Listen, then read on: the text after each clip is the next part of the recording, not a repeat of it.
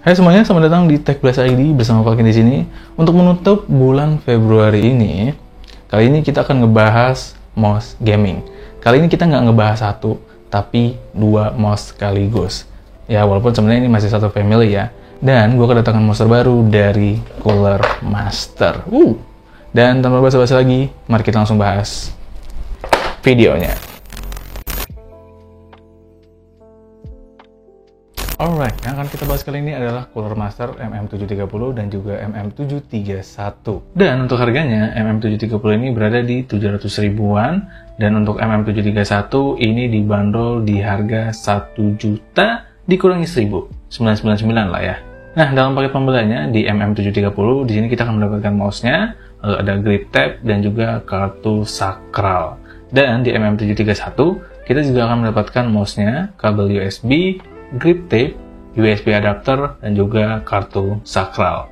Oke, secara looks baik 730 maupun 731 ini punya looks yang sama ya, atau desain yang sama dan juga bentukan yang sama.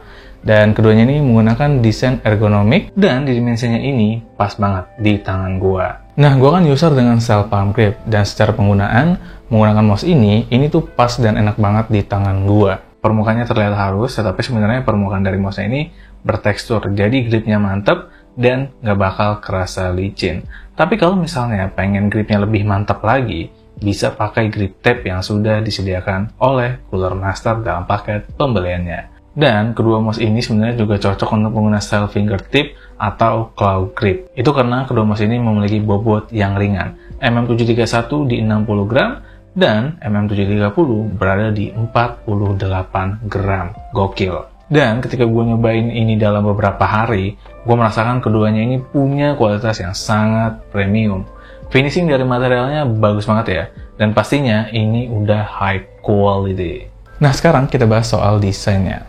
Gue nggak bakal pernah bosan bilang ke kalian kalau gue tuh suka banget sama yang simple dan juga minimalis.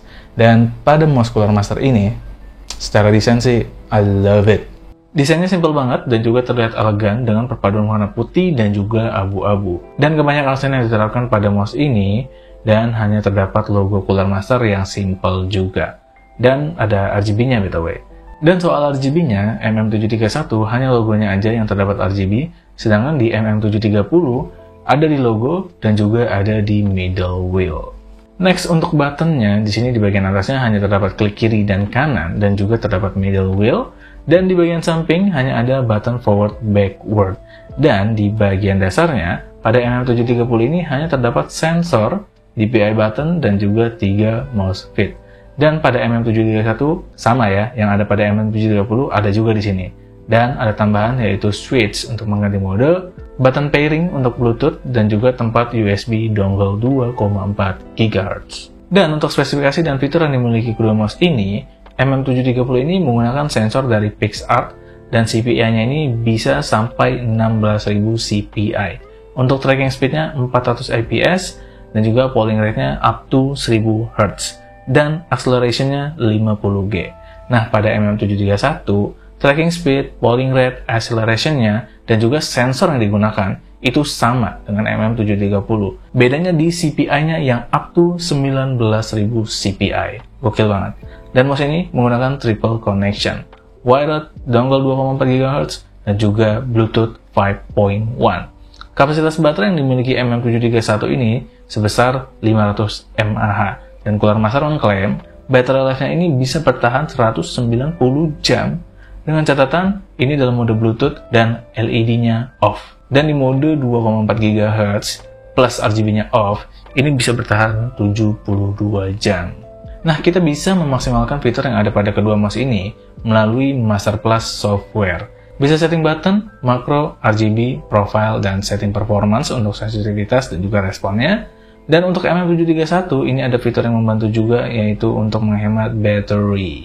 Nah, gue langsung cobain aja ya dalam game. Untuk MM730 ini aman dan lancar aja. Klik force-nya sih lumayan oke, tapi klik kanannya ini sedikit lebih berat dari klik kiri. Pergerakan mouse-nya pun smooth parah karena fitnya ini menggunakan material PTFE. Dan kabelnya juga bagus banget kualitasnya, ultra ringan, nggak kaku, dan juga nggak kerasa goncangan dari kabelnya kalau misalnya kita lagi main agak barbar. Dan untuk MM731 juga sama bagusnya ya soal penggunaan di game. Di sini paling yang akan gue fokusin adalah mode wirelessnya yang bagus juga, lag free dan nggak kerasa delay. Nah tadi kan pasti kalian ngeliat bagian sensornya. Ini nggak berada tepat di bagian tengah seperti mouse pada umumnya. Dan pertanyaannya adalah apakah ini nanti akan mempengaruhi gameplay? Kalau dari playstyle gue sendiri sih nggak merasakan perbedaan. Malah gue suka banget pas pakai MM731 karena bobotnya ini bener-bener pas buat gue.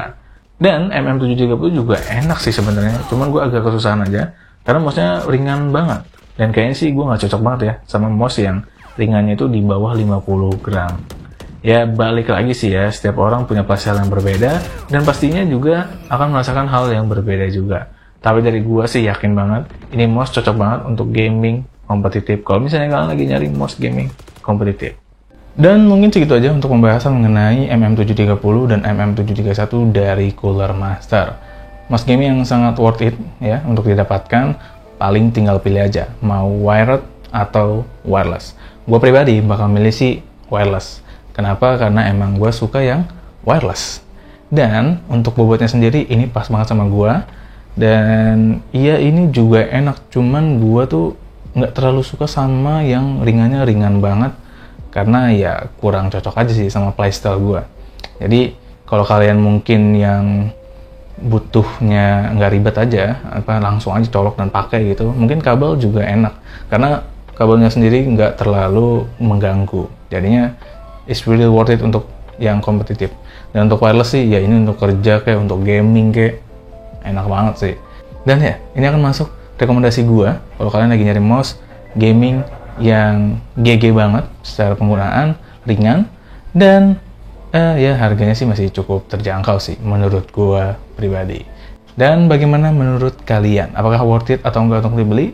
Coba tuliskan pendapat kalian langsung aja di kolom komentar. So itu aja ya untuk video kali ini. Mohon maaf ya bila ada salah-salah kata atau penyampaian gue yang kurang. Kalian bisa langsung koreksi aja di kolom komentar. Jangan lupa like, share, and subscribe jika kalian suka video ini. So, sekian dari gue Faki dan kita akan bertemu lagi di video berikutnya.